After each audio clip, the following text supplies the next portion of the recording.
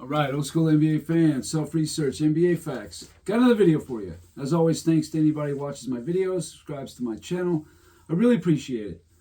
Want to send a special thanks to my main man, Isle Sabag. Man, thanks again for your generosity, your donations. It means so much. Man, appreciate everything you've done for this channel. Just all your contributions, everything you've done. Thank you. In this video here, I heard a clip, and I know this was said a few years back, but I haven't done a video on No Context Colin the Cowherd. That fool. Now, this is a dude that's just simply politically correct. He's going to say all the right things, like all the people on the networks do. They just ignore certain things. And, they obviously prop up the fake king. That's just what they do. All of them do it. Doesn't matter if it's the announcers, if it's the commentators. And Cowherd is no different. That's just what they do and who they are. They've made it their mission that LeBron is off limits. You can say nothing negative about him, period. Or if you do, you get crucified for it. That's just how it is. No pushback whatsoever, no matter what outlandish crap that they say. Colin Cowherd said, and I quote, "Michael Jordan needed things to win." That's what he said. All LeBron needed was a ball. He could win with a big, he could win with a guard. That's what he said.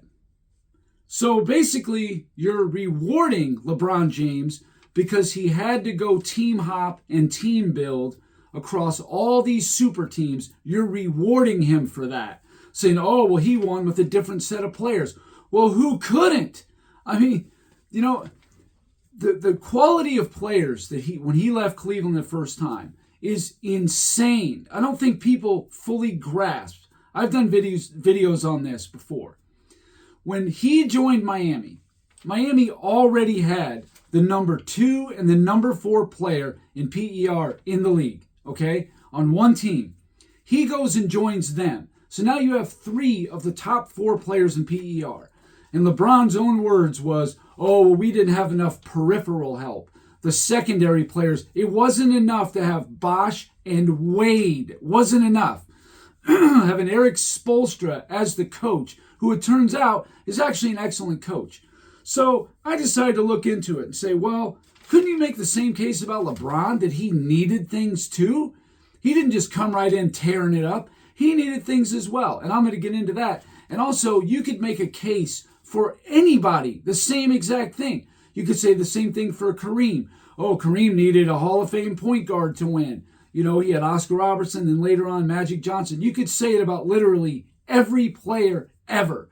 You know what I mean? Like, the only one who comes to mind that would not fit that bill would be like maybe a Nikola Jokic a couple years ago won the championship, or like Akeem Olajuwon in '94. That'd be maybe the only thing. Even like Giannis in 2021. He needed Drew Holiday. He was already a number 1 seed, winning 60 games. But to win the championship, he needed Drew Holiday. You could make a case for anybody under that stupid logic.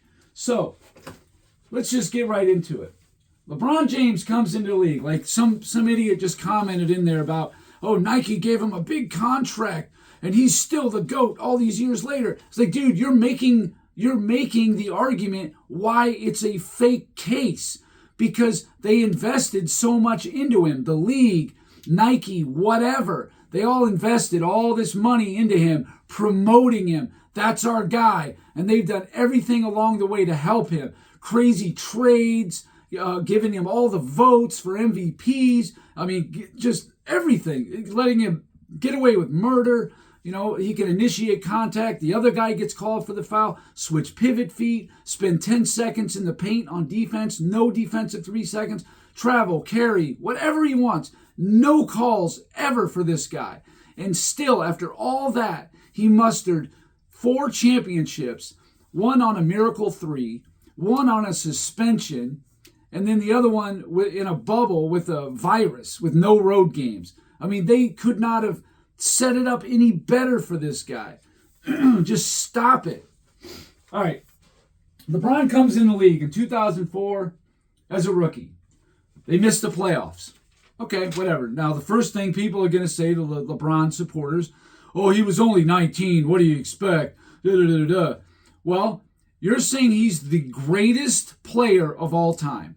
Even at 19, he should be making the playoffs, period. Michael Jordan was 20 years old.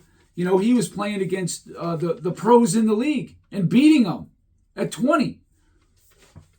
2005, Cleveland missed the playoffs again. And they had an all-star in 05, Zydrunas Ilgauskas. So you got an all-star on your team. There was two in 05, LeBron and Ilgauskas. He missed the playoffs in 2005. And in 2005, there was only two teams with 50 or more wins. Actually, in 2004 or 2005, there was only two teams with 50 or more wins in the league, in the conference. This was a very weak conference, very doable to make the playoffs, but they didn't make it. 2006, they win 50 games. They win one round in the playoffs. They lost in the Eastern Conference semifinal. So what changed? Oh, LeBron's coming of age. Well, that's one way of looking at it. But from Colin Cowherd's logic, here's how I choose to look at it. Key addition, Larry Hughes. Larry Hughes comes in. This is a guy who made all defense, 2.9 steals per game. That's the most in the entire decade of the 2000s. He's averaging 22 points a game. He's averaging 2.9 steals per game. That is Scottie Pippen's career high in both points and steals per game. Both things. That's Scottie Pippen's career high. So you got a guy putting up literally Scottie Pippen numbers, making first team all defense, and you win around in the playoffs. And also, here comes Mike Brown, your coach. You want to say that Jordan needed Pippen and Phil Jackson, all this. I can make the exact same case for LeBron needing Mike Brown. He did not make the playoffs until Mike Brown got there. Except Jordan made the playoffs, and Jordan won rounds in the playoffs well before Phil Jackson got there. And Jordan won round in the playoffs when Pippen was on the bench. But that's the logic of these idiots. They think if somebody's on the roster, I can make my talking point. He's actually on the roster, averaging under 8 points a game. I mean, please, you people, do you know how ridiculous you sound? So, in 2007, a 50 and 32 team, just like in 06, 50-win team each year, right? So, no improvement at all. It's just 50 wins. So, what changed? Well, there was only one team in the East over 49 wins. One, and it was Detroit. They reached the finals by beating two 500 teams, one of them missing players, and the other one, they won in 6, of course, on the back of Daniel Gibson giving you 31 points on 9 shots in Game 6. But we're not going to get into that right now. Okay. In 2008, they regressed. What happened? Only 45 and 37. That's weird. Well, maybe this is why. Because now there's 3 teams in the East with over 52 wins. And we all know how LeBron likes to fade when he actually plays a real team. He fades. They lose in the semifinals. Oh, but they took Boston to 7. Well, so that would have had a little more power to it. Except for, so did the Atlanta Hawks in the first round, who won 37 games. 37 games, and they're taking Boston to 7. So it might have a little more cachet if Atlanta hadn't just taken them to 7 also. 2009, they make a leap. They go to 66 and 16. Wow, that's great. There's 2 teams in the league, 59 to 62 wins in the East. However, the team that won 62, Boston, their best player, Kevin Garnett, is out for the whole playoffs. And Orlando barely beats them in the semifinals. It took them 7 games. But even with that, Cleveland's a 66 and 16 team. They pick up Mo Williams, Ben Wallace, and they get beat in 6 games to Orlando, missing Jameer Nelson, their all-star point guard. Okay, we all know this story. I've done video on it. Okay, whatever. Mike Brown wins Coach of the Year.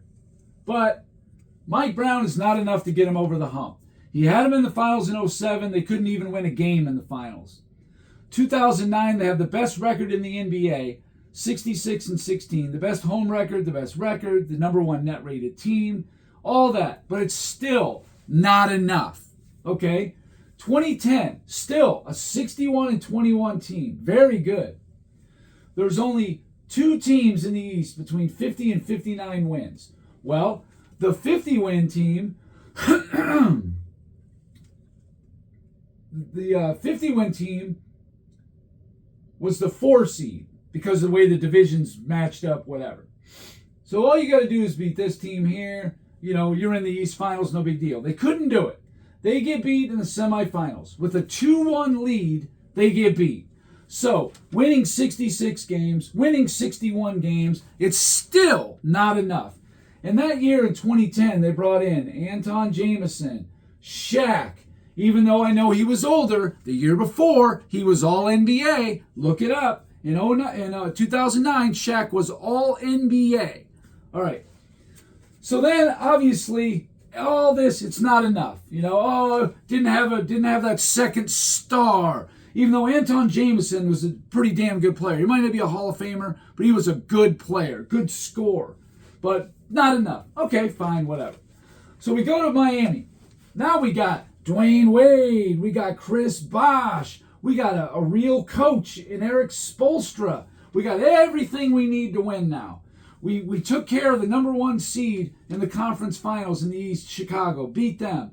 We got a 2-1 lead in the finals, but wasn't enough. But to win a finals game, LeBron needed Wade, Bosh, and Eric Spoelstra. That's the way I see it. He couldn't do it in the first 7 years, including a trip to the finals and 2 60-plus win seasons. It wasn't enough to win 1 finals game. It wasn't enough. He needed Dwayne Wade, Chris Bosh, and Eric Spoelstra to win a single finals game. Okay, 2012, they win the championship. But what did they need? They needed Shane Battier out of LeBron's own mouth. We didn't have enough peripheral players. We needed a good defensive wing player and a guy that just lit Oklahoma City up from the 3-point line in the finals. Go look up his numbers in the finals. It was ridiculous. I mean, he shot the 3 about as good as anybody I've ever seen in the finals. It was nuts. But also they needed Derrick Rose to get hurt, to get them out of the way, to win this final title. That's what they needed.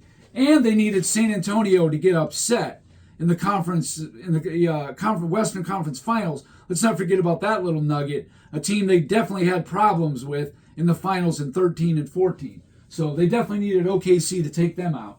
So in 2013, they win the back-to-back. But what did they need? They needed Ray Allen. They got to have Ray Allen because he hit the shot that won it. Without adding your 4th Hall of Famer, your 3rd top 75 player, you don't win that back-to-back. Not without Ray Allen. You literally needed Ray Allen to make that happen. You also needed something that very little nugget that nobody ever talks about. You needed Danny Granger to get hurt. Here's a guy that was averaging like 24, 25 points a game on Indiana who pushed the 66-win Miami team to 7 games. Indiana's the 3 seed, a 49-win team. They pushed Miami to 7 games in 2013. They needed Danny Granger to get hurt. They needed Derrick Rose to get hurt. You needed to strengthen your already incredible depth on your team. You got Shane Battier, Mike Miller, James Jones. Who else they bring in? Birdman. All these guys. You needed all this stuff to make it work. Okay? 2015 to 2018, very simply, you needed Kyrie Irving, the guy who was the All-Star MVP at like 20 years old, an up-and-coming number 1 pick superstar, and then a guy who was also an All-NBA player. I think he was 2nd team. He was top 4 in PER as well. You needed both these guys to go along with a very weak conference in those 4 years to make the finals and win 1 championship. So, and also you needed the circumstances in 2016 as well. 2015, there was two 50-win teams in the East besides Cleveland. 2016, there was one. 2017, there was only two. And in 2018, there was three. But there was injuries to teams. Again, you needed injuries to Kyrie Irving. That was the main one in 2018. You needed an injury to Kyrie to beat Boston. You needed the injury to Gordon Hayward in the beginning of the year to Boston to make that happen. Now, 2020 Lakers. First, 2019 Lakers had a losing record. LeBron comes in. He doesn't have that superstar. They have a losing record. They needed Anthony Davis on the most ridiculous trade, one of them I've ever seen. He's always seems to be on one end or the other of a ridiculous trade. But the Lakers needed Anthony Davis for a winning record in the West, because the first year they had a losing record. This is a guy that in 2019, he just got hurt too much, didn't register for awards or anything. In 2018, Anthony Davis was third for MVP and third for Defensive Player of the Year. You know how rare that is to have a guy in top three in both things? That's like David Robinson, Hakeem Olajuwon, Michael Jordan. I mean, it's just Tim Duncan. Not very often you see a guy top three in both MVP and Defensive Player of the Year. It's very, very rare. And then to win the championship, of course, they needed the bubble. And they needed the bubble to not have to play any road games. They also needed Milwaukee to get upset. They needed the Clippers to get upset. They needed a lot of things to win that championship. But you're not going to hear that from Colin Cowherd, because all he is obsessed with this LeBron GOAT business. But then when you ask him, he says, I think it's a tie. What do you mean a tie? Guy is just a fool. You can make a case that Larry Bird needed players to win a championship. And here's where I'm going with this. In 1980, Boston Celtics had the best record in the NBA at 62-20. Best record. Well, they lost in 5 games in the Eastern Conference Finals to Philly. They didn't even make it to the finals. They lost in 5 games, home court advantage, the whole thing. You can make a case that they needed Parrish and McHale. The next year in 81, they both came in for that Boston to actually win a championship. They would have probably won anyway. That's just the stupidest thing. Okay. Now, this whole Michael Jordan needed Pippen and Phil Jackson. All right. In 1985, when Jordan was a rookie, there were 3 teams in his conference that won 58 or more games. 3 of them. And you're a rookie on a scrub, busted-ass team. And you got 3 teams. That's your top 3 seeds right there. I mean, you're going to have to play one of them unless you're the 4 or 5. And even then, you have the Pistons. I think they were like 46, 36, whatever they were. You know, pretty solid team at a 4 seed. That's what you were dealing with as a rookie. In 86, Jordan broke his foot. But even still, the East had 4 50-win teams. 4 of them. That's more than LeBron had pretty much ever in the East. He never had anything like that. I mean, you look at it, and yeah, LeBron never played in the East in his 15 years that had 4 50-win teams in it in 1 year. Never happened. The next year, 1987, in the East, 4 50-win teams again. So what would anybody do in this situation? 1988. Oh, there's only 3 now because the Bulls are actually the 4th 50-win team. They finally win around in the playoffs because they're not playing a damn 59 or 67-win team. So they went around. Okay, great. In 1989, there's 4 50-win teams. The Bulls finished 5th in their own division. There's 4 teams just in their division that won 49 or more games. The best that anyone has ever done from the 5th place of their division was the 1989 Bulls. No one has ever done any better. Reached the 6th game of the Eastern Conference Finals. No one has ever won 9 playoff games in one run as the 5th place team in a division. It's never happened. The Bulls that year beat the number 1 net rated team, Cleveland, in the first round. They then turned around and they beat the Knicks, the Atlantic Division champs. And then they lost to Detroit in 6, a team nobody could even win one game off of. And this is all before Phil Jackson came. They won a round in 88, even though there was 3 50-win teams. They won 2 rounds in 89, even though there was 4 50-win teams. They were 5th place in their own division. Then Phil Jackson finally comes in 1990. And what do the Bulls end up doing? The same thing they did the year before. They got to the Eastern Conference Finals. There was no difference. It's just the stupidest thing. Jordan just needed competent help. That's what he needed. It could have been a center. It could have been possibly a point guard. It seemed, though, you needed front court help because of how the East was. There were just so many, very good, very physical, dangerous front courts back then. He needed some competent front court help. Charles Oakley just wasn't enough. They needed more. They needed a center. They just didn't have anybody.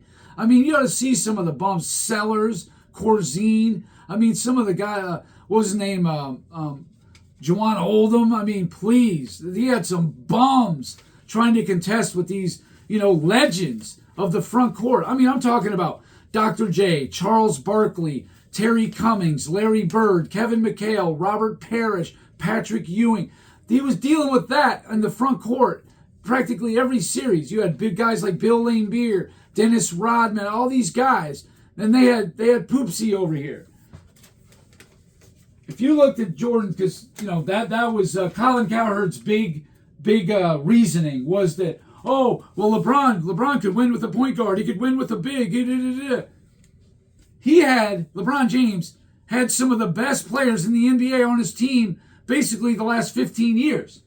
Michael Jordan, if you went his whole career and made one team out of all his teammates, who's the best point guard? Probably Ron Harper at 33 to 35 years old on busted knees. That's probably his best teammate as a point guard. Obviously, small forward is Scottie Pippen. Power forward, probably 34 to 37-year-old Dennis Rodman. I'm sure that's probably it. Maybe Horace Grant, but I think Rodman was probably a little better defender, better rebounder. And then for center, take your pick. Bill Cartwright, Luke Longley, whatever you want. He didn't have, all-NBA Anthony Davis in the front court, as a big. He didn't have all-stars Zydrunas Ilgauskas. He didn't even have that. He did not have an all-star center. It just didn't happen. The only guy who ever was an all-star on any of Jordan's teams was Pippen. He didn't have, Kevin Love, Kyrie Irving, Dwayne Wade, Chris Bosh. He never had any of this stuff. He literally had Pippen, his third best teammate of his whole career is probably Horace Grant. Think about that. His third best teammate of his entire career was probably Horace Grant. If that doesn't say it all, I don't know what does. You look at LeBron James, his third best teammate. Take your pick. Is it Kyrie Irving? Is it Chris Bosh? Is it Kevin Love? You got AD and Dwayne Wade as your top two. Who's your third best teammate for LeBron? You tell me in the comments. Kyrie Irving? Maybe. Chris Bosh? I mean, he was in his prime when he played with LeBron. Kevin Love, he was in his prime. So, anyway, this dude, Colin Cowherd, is a complete douchebag. Can't stand the guy. I never could. He's a liar, and he omits things, and he just goes off on some wild tangent. And like all these other guys on these networks, there's never any pushback. There's never anybody sitting across the table saying, whoa. That's not true at all. Or you're leaving this out. Or, you're not giving any context to that. You're just making wild statements. There's no one to do that to these fools on TV. So, anyway, that's all I got for this video. Thank you guys for watching. If you liked it, please hit the like button. I'd really appreciate it. If you haven't subscribed already, please do. That's it. Until next time.